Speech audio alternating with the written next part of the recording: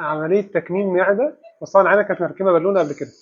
طبعا احنا في العمليات دي بتبقى مختلفه عن العمليات الثانيه، انها ببساطه السمك المعده بيبقى اكتر. احنا خلصنا دلوقتي التدبيس، جينا دبسنا الغيار الاولاني الاخضر العادي، لقينا التيشو ثيكنس بتاع المعده محتاج غيارات اقوى، فاستخدمنا حاجه اسمها تراي ستيبلرز، اللي هي تراي ستيبلر تخش في كل المعده تقريبا، علشان ده معدل امان اعلى. دلوقتي احنا الحمد لله دبسنا، وهنعمل دلوقتي اختبار التسريب. زي ما احنا شايفين الحمد لله المعده سيمتريه خالص. خش بالبوجي، البوجي ده المعيار اللي بندبس عليه المعده. زي ما احنا شايفين الجدار الامامي قد الجدار الخلفي، الدنيا الحمد لله. طبعا دي تراي ستيبلر، شايفين مفيش نقطه دم موجوده الحمد لله. شايلين قبه المعده كامله. التركات في العمليه دي ان المعده بتبقى لازقه شويه، يبقى في شويه ادهيجنز، يعني المعده لازقه، وده كان موجود. لازم نسلكها كلها تبقى فري خالص، زي ما احنا شايفين كده كل ده متسلك، ونخرج بالسلامه ان شاء الله. تقوم بالسلامه ان شاء الله.